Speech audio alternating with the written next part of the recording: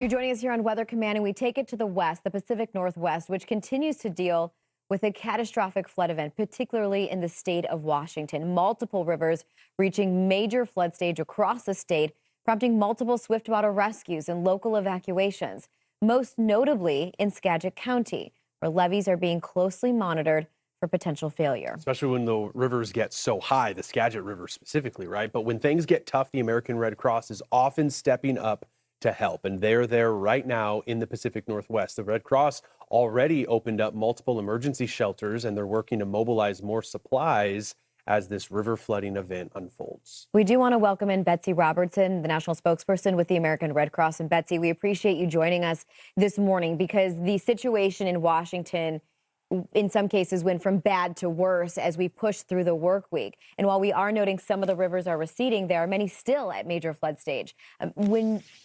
Let's just start with this. What are you seeing on the ground in terms of some of the hardest hit portions of Washington this morning?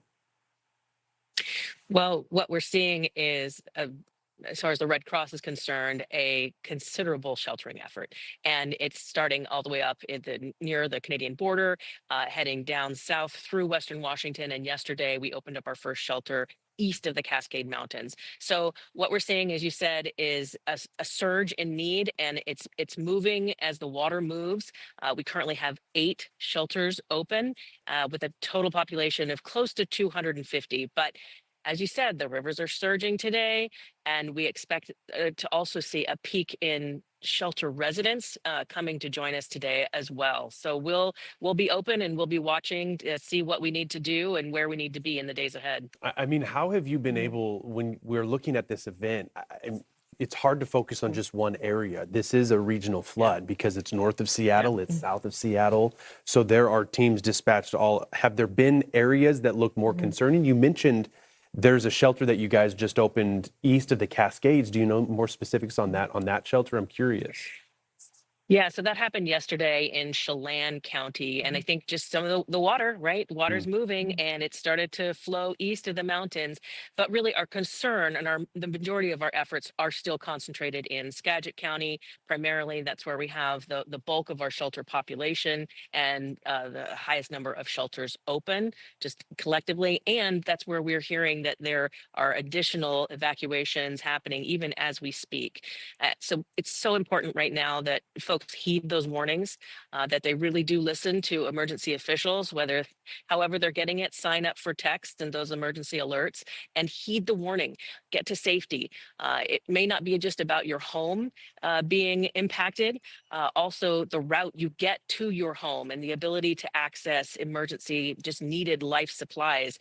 We don't want that to happen to anyone. So heed those warnings and get to safety if you're in one of those areas. Yeah, the access or the accessibility of some of these communities has also been noted with some of the evacuations in terms of the difficulty of getting out when you realize that time is there to get away and out of your home because of the rising water. I do want to ask you, so you have the shelters, obviously for people that are evacuating that can't return to their homes, but also just in terms of other need, is it also just a supply distribution for people that maybe do have a place to go but had to leave behind a lot of their belongings?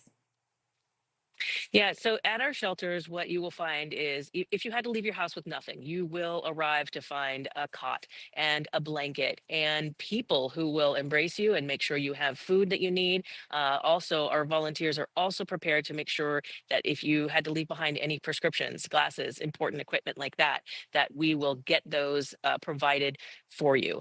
In terms of supplies, we are moving and escalating this response as we speak. So trying to get everything into position where it needs to be, anticipating where that water is going to go, which communities are going to need the most support, and where we're going to have, the bulk of individuals to take care of. So it's a movement game right now, and we are meeting the need, and we'll continue to flex wherever we need to be. And when it comes to this period of flooding, when you deal with river flooding, it lasts a long time. Now, in a lot of ways, the rivers respond quickly in the Pacific Northwest because of the steep slope, but then they also will recede rather quickly. We've got another round of rain. These shelters, is it too early to ask, Betsy, how long you're expecting these shelters to remain open? Because we've got rain in the forecast all next week, specifically for Seattle. I saw that forecast, and let me tell you, it hurt my heart to see how much rain is still headed to our region. Uh, there's no way to know exactly how long those shelters are going to be open, but they will be there as long as they're in need, and they will move if they need to. The water's in one place now and it goes to another.